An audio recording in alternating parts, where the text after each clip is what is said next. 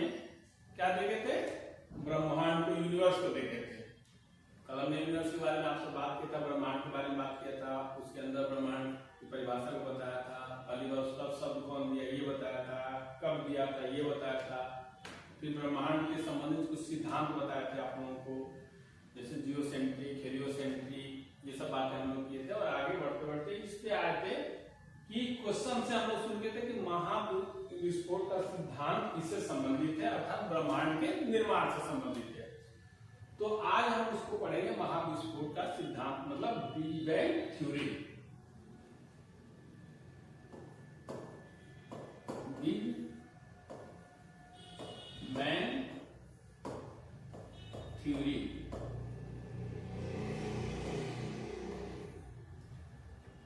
Big bang theory पढ़ेंगे।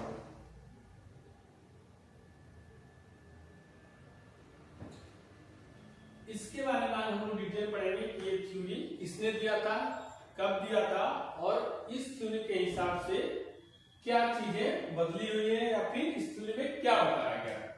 तो big bang theory को पहली बार दिया था जॉर्ज लेवेंटर ने।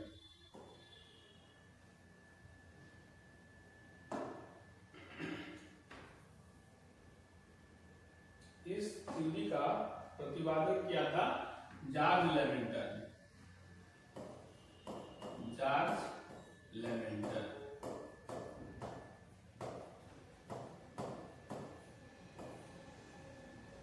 जॉर्ज लेवेंटर ने।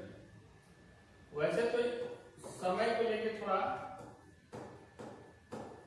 अलग अलग व्यू है, लेकिन फिर भी हम लोग कुछ लोग इसको 1900, कुछ विद्वान 1967 से लेके 70 बताते हैं और कुछ विद्वान इसे 1927 AD बताते हैं। तो इसमें कोई कंफ्यूजन नहीं है, क्योंकि समय को लेकर कभी क्वेश्चंस नहीं बना है। क्वेश्चंस अभी तक ये बना है बिग बैंग थ्योरी किसने दिया था, तो जॉर्ज लेवेंटर ने।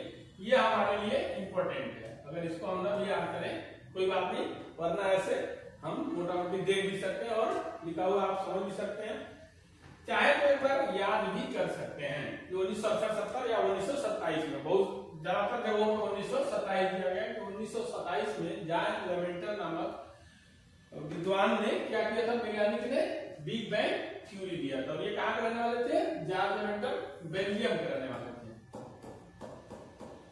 ये पूछ सकता है, तो ये सब वनडे एग्जाम में, खासतौर पर वनडे के एग्जाम में फैक्ट्स ज्यादा पूछे जाते हैं, इसलिए ये सब फैक्ट्स हमारे लिए इंपॉर्टेंट है। तो बिग बैंग थ्योरी, ठीक है, महाविस्फोट सिद्धांत। महाविस्फोट सिद्धांत किसने दिया था? जॉर्ज लेवेंटर दिया था। कब दिए थे ये? 1927 में मान लेते हैं। और कहां के रहने वाले थे? बेल्जियम के रहने वाले थे। अब हम आते हैं कि ये है क्या, ये थ्योरी क्या दिए थे, इस थ्योरी के अनुसार इन्होंने क्या बताया था। और ये भी आप ध्यान दीजिए कि अभी तक जितने सिद्धांत दिए गए उसमें सबसे सर्वमान्य सिद्धांत यही है। सर्वाधिक सर्वमान्य सिद्धांत यही है। सर्वाधिक सर्वमान्य सिद्धांत दिए,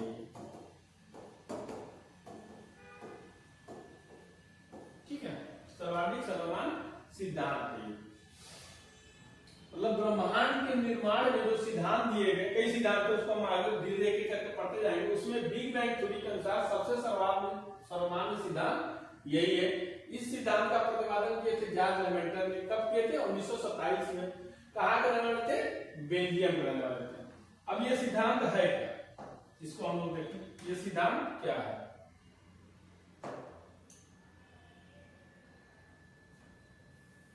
आते हम देखते हैं कि बिग बैंग थ्योरी क्या है, ये सिद्धांत क्या है। इसको हम लोग इरेज कर दें। जहां भी आप लोगों को कोई दिक्कत हो, किसी प्रकार की दिक्कत हो, या अच्छे से दिख ना रहा हो, आवाज अच्छी नहीं आ रही हो, राइटिंग में कोई प्रॉब्लम हो, ना समझ में आया हो, आप तुरंत हमें बताएंगे, हम उस पर ध्यान देंगे। तो इस थ्योरी के अनुसार बिग बैंग थ्योरी कहती है कि ब्रह्मांड आज से 15 अरब वर्ष पूर्व बना था। ये थ्योरी कहती है कि ये जो ब्रह्मांड हम लोग कल देख रहे थे, ये ब्रह्मांड आज से 15 अरब वर्ष पूर्व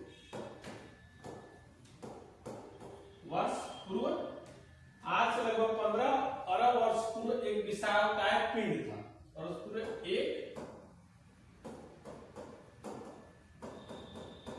विशालकाय पिंड था, मतलब कुछ बड़ा सा, बहुत बड़ा एक पिंड था, ठीक है। और इस पिंड का निर्माण, ये जो पिंड था, इस पिंड का निर्माण किससे हुआ था? भारी पदार्थों से, भारी पदार्थों से इस पिंड का निर्माण हुआ था। ये थ्योरी कहती है ये जो ब्रह्मांड लगभग 15 अरब पूर्व एक विशालकाय पिंड था, जो आज हम लोग देख रहे हैं, तो एक विशालकाय पिंड था। इस पिंड का निर्माण हुआ था हैवी मैटर या भारी पदार्थों से हुआ था, ठीक है। अब इसमें क्या हुआ, इनके अनुसार, जायज ज्योमेट्री के अनुसार कि 15 वर्ष पूर्व क्या हुआ, इसमें विस्फोट हुआ, अर्थात इस पिंड में एक विस्फोट हुआ, इस पिंड में एक विस्फोट हुआ। विस्फोट होने के बाद क्या हुआ, इस पिंड से भारी मात्रा में, मतलब अत्यधिक मात्रा में ऊर्जा और गैस निकला, प्रकाश निकला, ऐसा इनका मानना था। फिर इसी ऊर्जा, इसी विस्फोट के परिणाम स्वरूप कई आकाशगंगाओं का निर्माण हुआ, जो हम कल आपसे आकाशगंगा के बारे में थोड़ा सा बात किए थे। अब धीरे धीरे उस पर आज हम लोग आगे और अधिक बात करेंगे उस पर। तो ये बताया कि जब विस्फोट हुआ, विस्फोट होने के बाद कई आकाशगंगाएं बनी, फैल गया, फैलने के बाद उससे आकाशगंगाएं बनी, और फिर आकाशगंगाओं से असंख्य तारे बने, फिर असंख्य तारे से हम आपको बताए भी थे, फिर सूर्य बना, फिर सूर्य के अलावा और भी कई पिंड बने, तो उसको हम लोग एक एक करके आगे देखते जाएंगे। अब आप इसको एक उदाहरण के तहत देख सकते हैं अच्छे से। जैसे मान लीजिए ये कह रहे हैं कि एक पिंड था विशालकाय और इसमें विस्फोट हुआ। विस्फोट होने के बाद भारी मात्रा में चीजें बाहर आई और उससे आकाशगंगाओं का निर्माण हुआ। अब जैसे मान लीजिए हम लोग सभी लोग दिवाली में, दशहरा में या होली में, जब भी कई त्योहार पे हम लोग अनार जलाते हैं, अनार या फिर सुतड़ी बम जलाते हैं, फोड़ते हैं, या फिर छोटे छोटे पटाखे फोड़ते हैं, चॉकलेट बम फोड़ते हैं, तो उसके माध्यम से हम इसको थोड़ा सा देख सकते हैं। जैसे मान लीजिए एक अनार जलाते हैं हम लोग, सपोज करिए अनार कुछ ऐसे है, ठीक है, ऐसे अनार है। अब इसको हम लोग जला दिए, यहाँ पे इसको जला दिए, जलाने के बाद क्या होगा, इसमें से क्या होगा, विस्फोट होगा, और ऐसे ऐसे करके छोटे छोटे कण बाहर निकलेंगे, निकलते नहीं है, हम लोग देखते हैं कि ऐसे ऐसे करके बाहर इसमें से कण निकलते हैं, ऐसे निकल रहे, और ये पूरा अनार खाली हो जाता है, ऐसे दूर तक। मजा भी आता है हम लोग सभी लोगों को, छोटे छोटे बच्चे सभी लोग इसको दिवाली दशहरा में ऐसे करके, जैसे हम इसको आग लगाते हैं, इसमें ये अनार विस्फोट कर जाता है। विस्फोट करने के बाद इसमें से कई सारी चीजें रंग बिरंगे, जैसा जैसा इसमें भरा रहता है, रंग बिरंगे चीजें पार्टिकल्स के रूप में बाहर निकलती है। जब निकलती है तो इसमें से दो चीजें निकलती है, दो तीन चीज निकलती है। पहला तो हमें प्रकाश दिखता है, दूसरी चीज जो आती है वो ऊष्मा या ऊर्जा, ठीक है, और एक तीसरी चीज भी आती है इसमें से, छोटे छोटे कण, छोटे छोटे कण निकलते हैं इसमें से।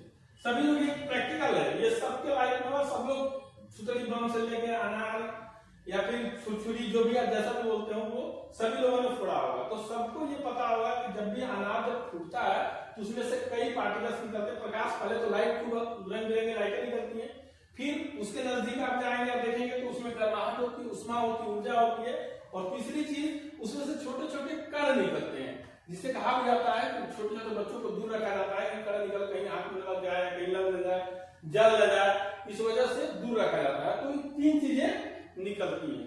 सेम यही कहानी क्या हुआ था इस बड़े पिंड के साथ हुआ था। जैसे 15 अरब वर्ष पूर्व इस पिंड में विस्फोट हुआ, एक विशालकाय पिंड था, इनके अनुसार, जायरमेंटे के अनुसार ये एक विशालकाय पिंड था, इस पिंड में विस्फोट हुआ। विस्फोट होने के बाद क्या हुआ, इसमें से भी दो तीन चीजें निकली, सेम यही दूसरा चीज निकली उष्मा, और तीसरे चीज निकली छोटे छोटे कण। जो उष्मा निकली वो क्या था? हाइड्रोजन। ठीक है, यहाँ विस्फोट हुआ। अब ये विस्फोट होगा, सपोज करिए इसमें से हाइड्रोजन निकला। मान लीजिए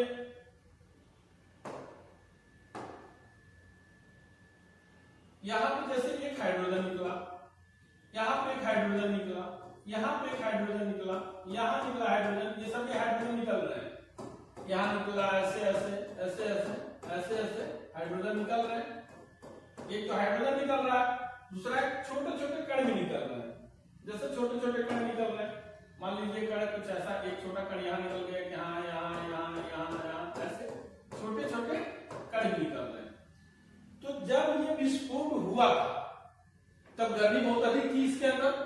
जैसे हम लोग जब अनार को जब जलाते हैं तो अनार जलने के बाद जब कण निकल जाते हैं तब अनार थोड़ी देर बाद आप देखिए जब जलता है तब इस पे आप हाथ नहीं रख सकते या उंगली इसके ऊपर नहीं रख सकते, जल जाएंगे।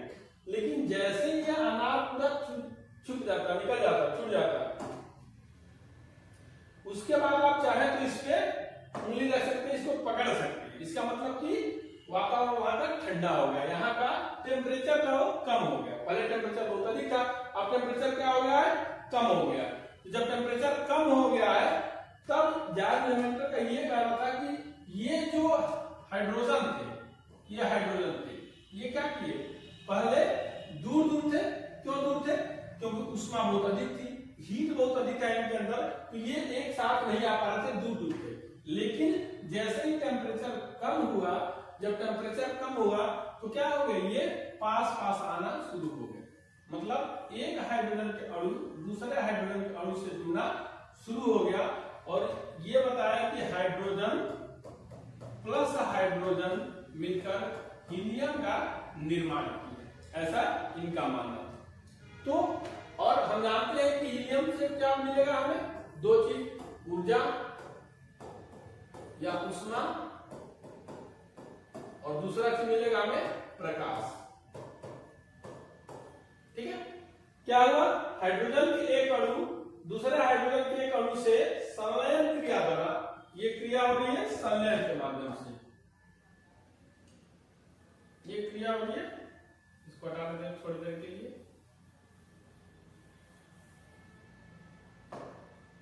ठीक है, ये क्रिया हो रही है संलयन के माध्यम से। संलयन और विखंडन की क्रिया हम लोग आगे भी पढ़ेंगे। तो हाइड्रोजन के एक अणु हाइड्रोजन के दूसरे अणु से क्रिया करके हीलियम का बना दिया, और हीलियम बन के हीलियम जब बना तो हीलियम से दो चीजें मिली। क्या मिली? उष्मा और प्रकाश। और हम जानते हैं कि जो हमारा सूर्य है, जो हमारा सोलर सिस्टम का मालिक है सूर्य, सूर्य का भी निर्माण किससे हुआ है? इसी ऊर्जा और प्रकाश, इसमें यही पाया जाता है, ऊर्जा और प्रकाश। अर्थात सूर्य का निर्माण का कारण भी यही है। अर्थात सूर्य का जो ओरिजिन है वो हीलियम से हुआ। अगर हीलियम न रहे तो सूर्य भी नहीं रहेगा। तो सूर्य का मेन स्रोत क्या है? हीलियम है। इसी से हमें ऊर्जा और प्रकाश मिलता है। इसका मतलब कि न सिर्फ सूर्य का निर्माण हुआ, हीलियम से तारों का भी निर्माण हुआ। और सूर्य भी एक क्या है? तारा है। तो जॉर्ज लेमेंटर का यह कहना था कि लगभग 15 अरब वर्ष पूर्व एक विशालकाय पिंड के रूप में हमारा यूनिवर्स उपलब्ध था। ब्रह्मांड के बनावट में एक पिंड था जो 15 वर्ष पूर्व एक भारी पदार्थों से बना था। इसमें विस्फोट हुआ। विस्फोट का रीजन जो भी रहा हो, अब रीजन से की कहानी आप मतलब एक चीज आपको बताना मैं चाहूंगा कि ज्योग्राफी को साइंस का सब्जेक्ट भी कहा जाता है, क्योंकि साइंस क्या करता है? प्रूव करता है किसी चीज को। और साइंस में कथन और कारण की बात होती है, कार्य कारण की बात होती है। अर्थात कोई भी कार्य हुआ होगा तो उसके पीछे कोई ना कोई कारण रहा होगा, और कारण रहा होगा तभी कार्य हुआ होगा। उसी तरह आप ज्योग्राफी को भी देखेंगे तो ज्योग्राफी में जो भी आप पढ़ेंगे उसमें कोई ना कोई कारण किसी कार्य का जरूर रहा होगा। जैसे वर्षा हो रही है, उसका कोई कारण होगा। पर्वत बने होंगे, उसका भी कोई कारण है। पर्वत पठार का निर्माण हुआ होगा, उसका भी कोई कारण है। पृथ्वी पे जो बने हुए चीजें, उसका भी कोई कारण रहा था। कोई ना कोई किसी कार्य का कारण है, इसलिए क्या है? साइंस का सब्जेक्ट कहा जाता है ज्योग्राफी को। तो यहाँ वो ये बताया कि कोई ना कोई कारण रहा होगा इसके विस्फोट का। जब ये विस्फोट हुआ इसमें से असंख्य मात्रा में क्या निकले? प्रकाश और ऊर्जा निकला। ये जो ऊर्जा ऊर्जा का स्रोत था वो हाइड्रोजन था, मतलब हाइड्रोजन निकला तो धीरे धीरे जब निकला, जब विस्फोट हुआ था वहां का टेम्परेचर बहुत अधिक था, यहाँ का तापमान बहुत अधिक था। लेकिन एक समय बाद अर्थात कुछ समय बाद तापमान यहाँ का बहुत अधिक था, लेकिन कुछ समय बाद ये तापमान क्या हो गया, कम हो गया, ठंडा हो गया। और जब ठंडा होने लगा तो क्या हो गया, दो हाइड्रोजन के अणु एक साथ मिल गए और यही मिलके क्या बना है, हीलियम बना है। और हीलियम से फिर हमें ऊर्जा और प्रकाश प्राप्त हुआ और यही ऊर्जा और प्रकाश सूर्य का स्रोत है, अर्थात सूर्य का निर्माण इसी हीलियम से हुआ। और इसके अलावा जितने तारे हैं इन सभी तारों का निर्माण भी इसी हीलियम से हुआ है। क्योंकि सूर्य भी एक तारा है तो तारों और सूर्य का निर्माण इस हीलियम से हुआ। अब जैसे ठंडा होने का एक कहानी के बारे में आप सुन सकते हैं। जैसे मान लीजिए दिवाली में दो परिवार हैं, मान लीजिए सपोज करिए दो परिवार हैं, एक परिवार है ए और एक परिवार है बी। जैसे एक परिवार है ए और एक दूसरा परिवार है बी, दोनों पड़ोसी हैं, एक साथ रहते हैं, मौज मस्ती करते हैं, आराम से खाना पीना सबका। लेकिन दिवाली में किसी बात पटाखा ही ले लीजिए, एक रॉकेट बम बी के छत पे आके गिर गया और इसको लेके इन दोनों में झगड़ा हो गया।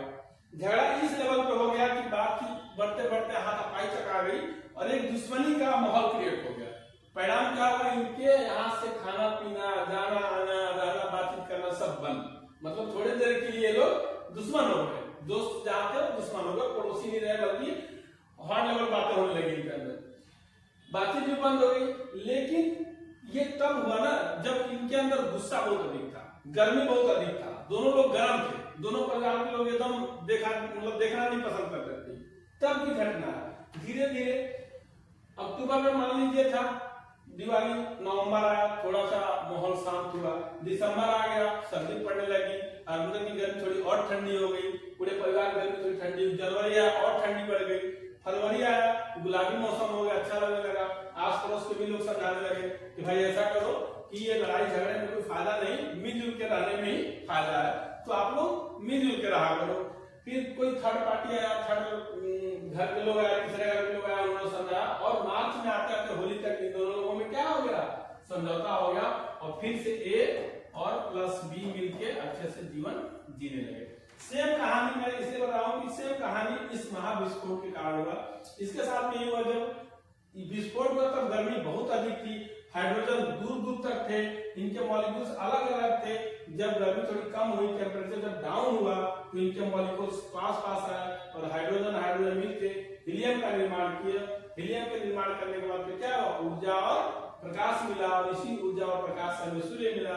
सूर्य का मेन स्रोत हीलियम है और सूर्य के अलावा जितने तारे हैं उनका भी निर्माण इसी हीलियम से हुआ। तो ये तो हो गया तारों का निर्माण। लेकिन इसके विस्फोट होने से सिर्फ तारे ही नहीं बने, क्योंकि हम क्या पढ़ रहे हैं, ब्रह्मांड की उत्पत्ति। तो ब्रह्मांड में सिर्फ तारे तो हैं, ग्रह भी है, नक्षत्र भी है, पिंड भी है। तो और लोगों का तारों का तो निर्माण हम समझ में आ गया कि तारों का निर्माण कैसे हो गया, हीलियम कारण हुआ, विस्फोट हुआ, हाइड्रोजन के मॉलिक्यूल्स मिले, अणु मिले और हीलियम बना, हीलियम से तारों का निर्माण हुआ। ग्रहों का निर्माण कैसे हुआ, तो लेमेंटर साहब का ये कहना है कि ये जो आप देख रहे हैं विस्फोट के बाद तीन चीजें मिली थी जो हम लोगों ने देखा। पहली चीज क्या मिली थी, ऊष्मा, दूसरा प्रकाश और एक तीसरा चीज भी मिला था। उनका ये कहना था कि इन दोनों के अलावा एक तीसरा चीज भी मिला था और वो था क्या था, बताइए राजन, क्या था दिव्या? हाँ, तीसरा चीज क्या मिला था, छोटे छोटे कण मिले थे। अभी तो बताया ये छोटे छोटे कण पार्टिकल। जैसे हम लोग अनार जब फोड़े थे तो अनार में क्या मिला था, रंग बिरंगे प्रकाश मिला था, थोड़ी सी गर्मी भी थी उसके अंदर। अगर आप नजदीक जाएंगे तो आपको गर्मी गर्माहट महसूस होगी। और तीसरा क्या था, छोटे छोटे कण भी उसमें दिखे थे, हम लोग कुछ इस तरह के कण बाहर मिले थे, ये जो कण मिले थे ये वाला। इसका मतलब उसके अंदर कुछ पार्टिकल से भरे गए होंगे। बारूद जब भरा जाता है, बनाया जाता है जब अनार को, तो उसके अंदर गैस के अलावा क्या भरा जाता है, छोटे छोटे कण भी भरे जाते हैं। इसका मतलब कि इस कण से ये कण भी दूर दूर था, जब ऊष्मा बहुत अधिक थी तो ये कण मान लीजिए कुछ ऐसा था, यहाँ यहाँ यहाँ यहाँ यहाँ ऐसा दूर दूर था।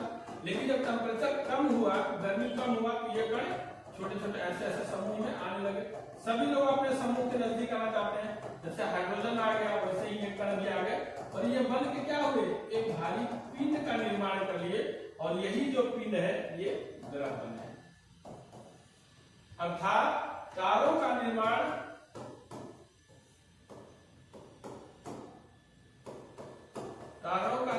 किससे हुआ, उष्मा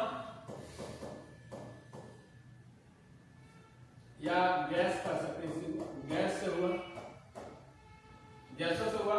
और पिंड का निर्माण या ग्रह का निर्माण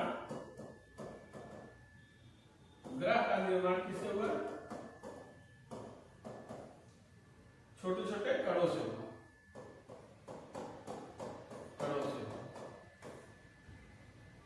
इसको और भी अधिक हम लोग विस्तृत में पढ़ेंगे, लेकिन अभी इनके हिसाब से, एलेमेंटल साइंस के हिसाब से ग्रहों का जो निर्माण था वो छोटे छोटे कणों से हुआ था और जो तारों का निर्माण था वो गैस से हुआ था या जो उष्मा प्रकाश में होता है उसे हीलियम से हुआ था, हाइड्रोजन गैस से हुआ था। गैस ही कह लीजिए इसको, इसका निर्माण हुआ था गैस से। यहां तक बात समझ में आई, कोई दिक्कत? अब लेमेंटर साहब का वहां उनका भी कहना था और बाद के वैज्ञानिकों का भी ये बात कहना था कि ये जो थ्योरी दी गई, इस थ्योरी का एक तरह से भी निकल के आया कि जो पिंड है, जो ब्रह्मांड है, उसका निर्माण अभी भी हो रहा है, मतलब ब्रह्मांड अभी भी फैल रहा है, ऐसा उनका मानना था। ठीक है, कि अभी भी विशालकाय जो पिंड था जिसमें विस्फोट हुआ था और जो आकाशगंगाएं बनी है उसके बाद भी, विस्फोट के बाद भी कई ग्रहों का निर्माण अभी भी हो रहा है। जैसे हम लोगों के पास तो 8 ही 9 ग्रह थे, अब 8 हो गए, लेकिन जितना हम लोग जानते नहीं बता पाते हैं या वैज्ञानिकों लोग नहीं बता पा रहा है, लेकिन इनका ये भी मानना है कि ये जो पिंड है इसका विस्तार अभी भी हो रहा है, ये अभी भी फैल रहा है। जैसे इसको भी एक उदाहरण से आप देख सकते हैं,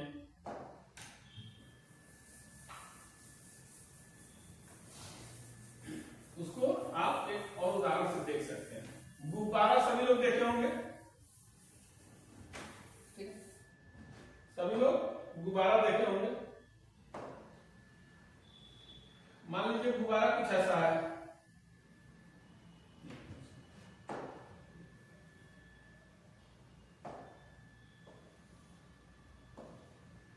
मान लीजिए ऐसा गुब्बारा है, ऐसा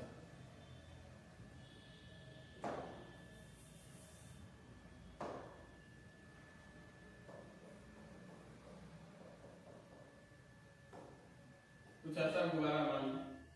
अब आप देखे होंगे कि गुब्बारे पे अगर आप एक जगह एक पॉइंट लगा दीजिए, जैसे 2 जगह एक पॉइंट लगा लीजिए, थोड़ा नजदीक लगा लीजिए, ऐसा 2 इधर लगा लीजिए।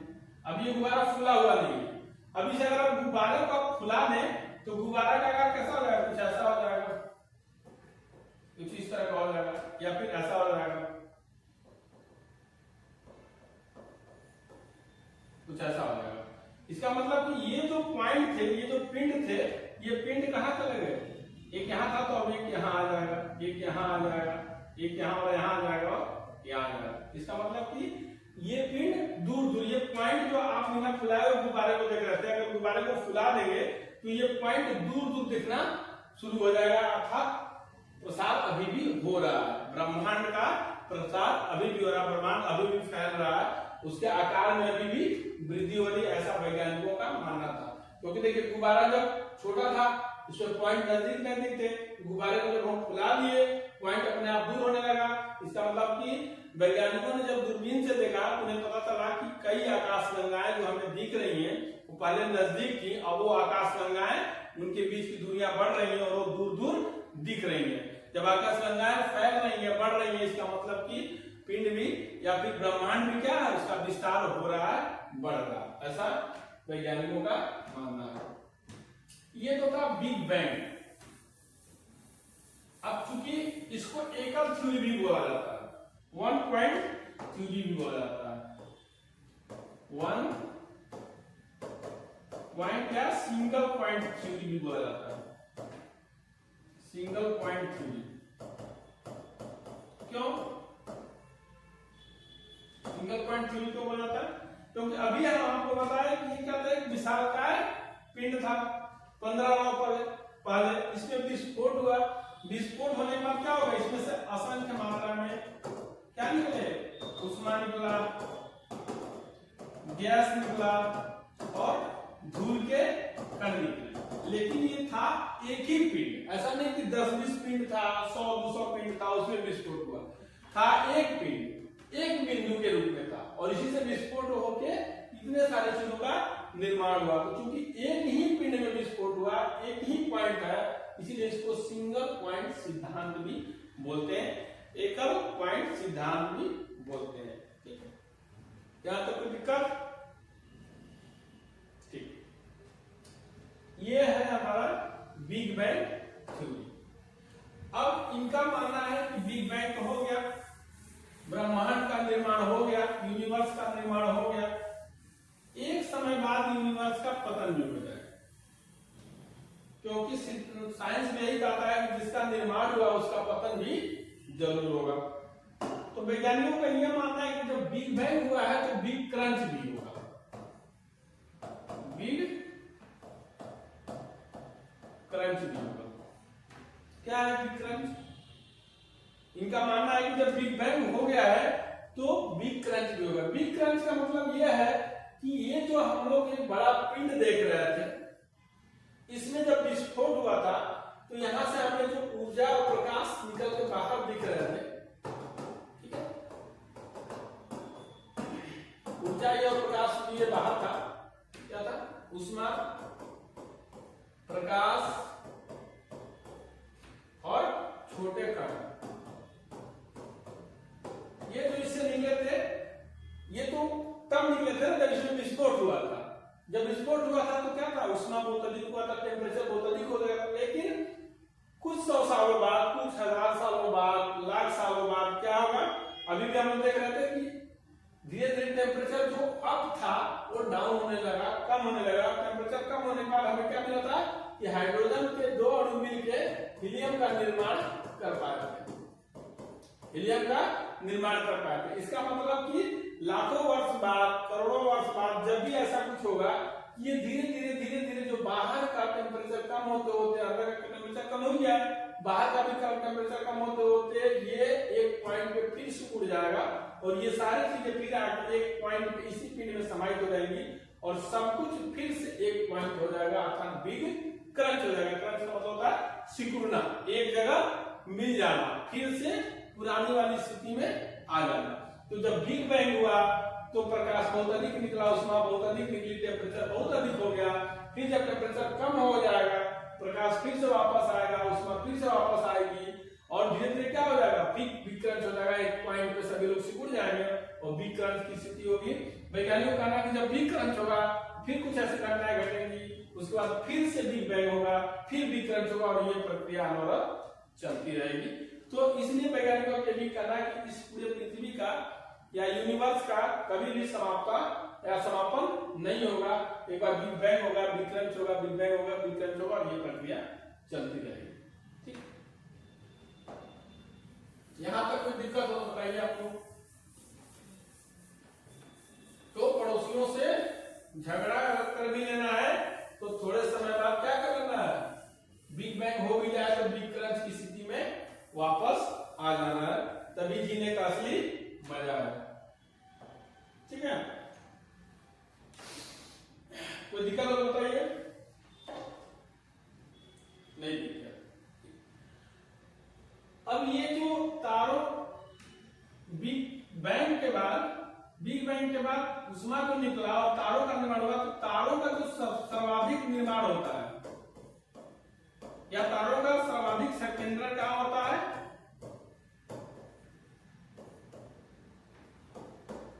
निर्माण होता है नेबुला में। नेबुला या उसी को बोलते हैं निहारिका।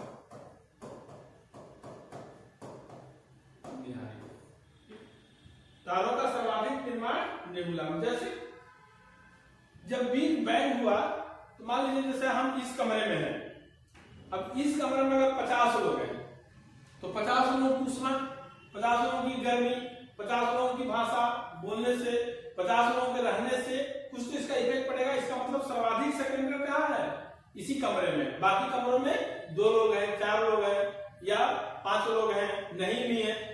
तो उसी तरह कुछ ऐसा एरिया था, जैसे मान लीजिए ये तो पिंड जब ये बिग बैंग हुआ तो हो सकता है कि ये वाला जो एरिया था यहाँ सर्वाधिक मात्रा में हाइड्रोजन, ऊष्मा, एनर्जी यहाँ पे पहुंच गया।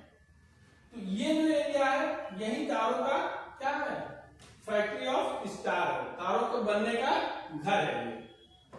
ये फैक्ट्री है तारों के बनने का, तो इसी को बोलते हैं नेबुला,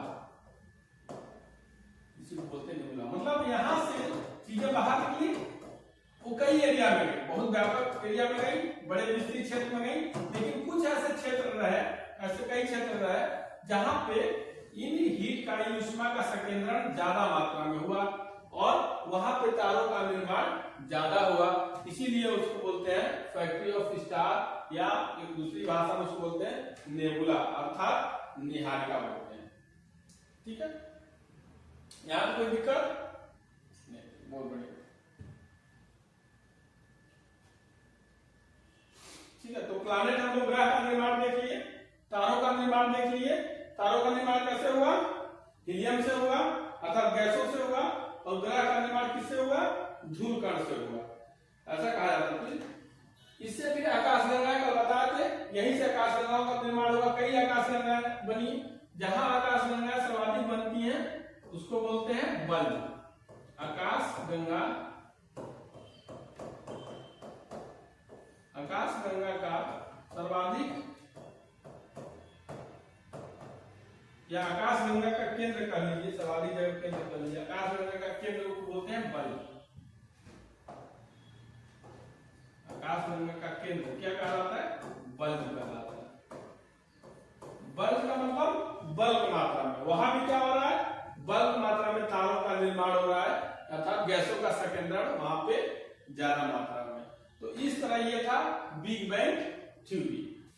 तो आज हम आपको बताया कि आप लोगों को पिछले क्लास में कुछ फैक्ट्स हैं, उसको भी आप लोग देख लीजिए। जैसे एक फैक्ट्स, अब उससे संबंधित है नेबुला और आकाशगंगा, इन्हीं से अभी हम लोग क्या पढ़ रहे हैं, ब्रह्मांड पढ़ रहे हैं। तो उसमें एक फैक्ट है कि एंड्रोमेडा, नाम सुने होंगे आप लोग। एंड्रोमेडा हमारी आकाशगंगा के सबसे नजदीक की आकाशगंगा है, मतलब जो हमारी आकाशगंगा, अपनी आकाशगंगा है, उससे सबसे नजदीक आकाशगंगा कौन सी है, एंड्रोमेडा। एंड्रोमेडा, एंड्रोमेडा हमारी आकाशगंगा की, हमारी आकाशगंगा से सबसे नजदीक की आकाशगंगा है, सबसे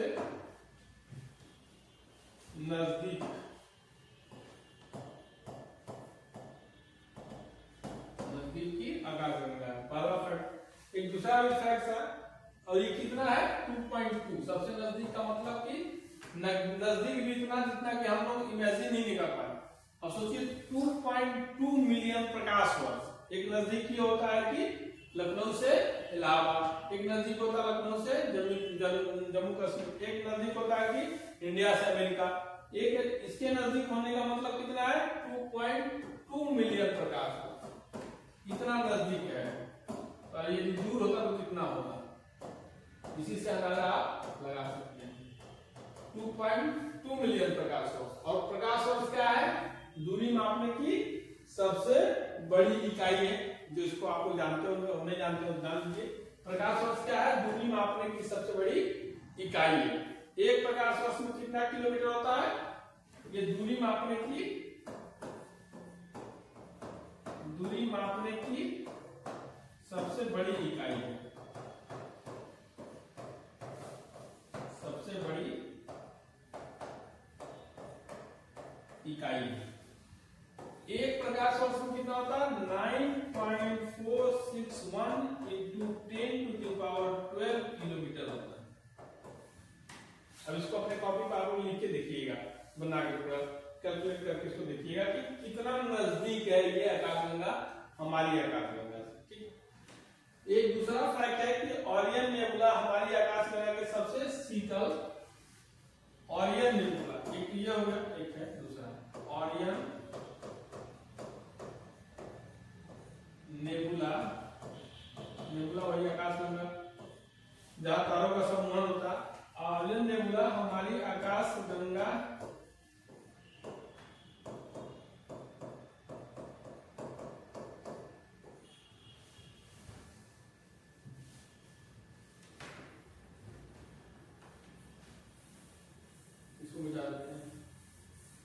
आर्यन नेबुला हमारी आकाश गंगा के सबसे शीतल और चमकीली है।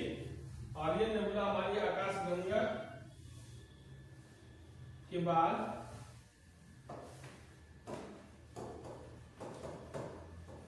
बाद सबसे शीतल और चमकीली आकाश गंगा है। शीतल और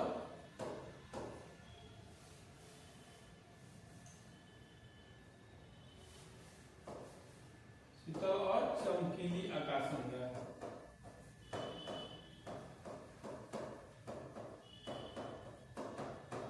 ये सब आप लोगों को पीडीएफ मिलेगा। अभी जब शुरू में इसलिए करते हैं ताकि थोड़ा सा रूबरू हो जाए आप लोग, फेमिलियर हो जाए आप लोग। बाकी ये सब कुछ लिखा आपको मिलेगा, लिखने की जरूरत नहीं पड़ेगी। एक ये होगा। तीसरा, आकाश गंगा का व्यास। जो हमारी आकाश गंगा है उसका व्यास क्या है, मतलब हम लोगों की जो आकाश गंगा है इसका व्यास कितना है, कोई बताएगा?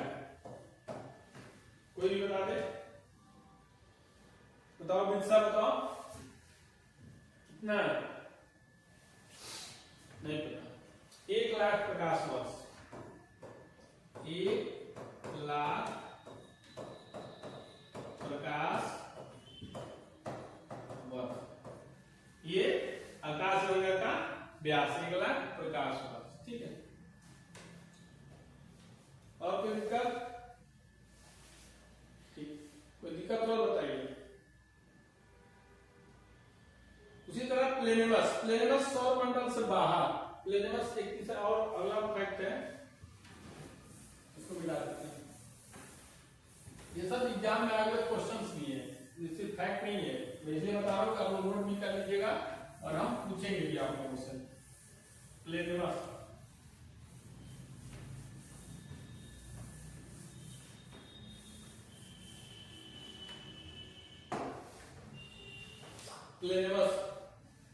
सौर मंडल से बाहर बिल्कुल एक जैसा दिखने वाला प्लेनेमस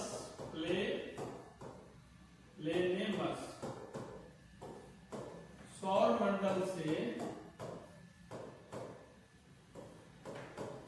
बाहर बिल्कुल एक जैसा, मतलब सेम टू सेम इसी तरह बिल्कुल एक जैसा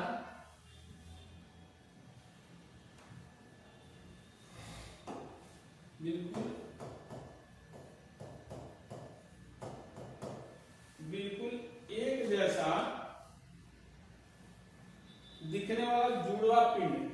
एक जैसा दिखने वाला जुड़वा। तो सौर मंडल से बाहर बिल्कुल एक जैसा दिखने वाला जुड़वा पिंड कौन सा है? प्लेनेमस। ये भी क्वेश्चन आया होगा, इसलिए मैं आप लोगों को बता दिया। इसी तरह साइरस या डॉग स्टार। सूर्य से दो गुना द्रव्यमान वाली ये क्या है? तारा है। साइरस या डॉग स्टार। अगला फैक्ट है साइरस या डॉग स्टार।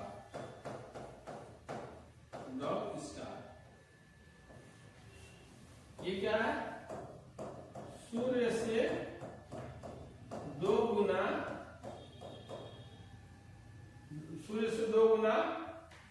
बड़े द्रव्यमान वाले ग्रह हैं। बड़े द्रव्यमान वाले ये क्या है?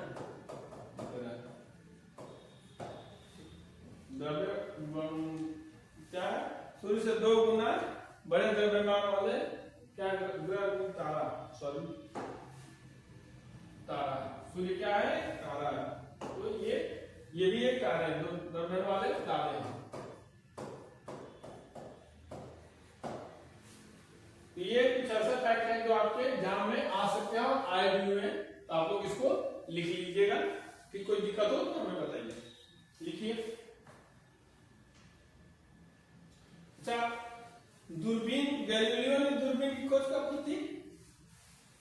को हमें बताएंगे। ठीक है, तो ठीक है, आज इतना ही। कल तारों का निर्माण हम लोग देखेंगे, ये जो तारे का निर्माण कैसे हुआ था, तारों के निर्माण के बारे में कल हम लोग विस्तृत चर्चा करेंगे। थैंक यू, गुड डे, शुभ दिन।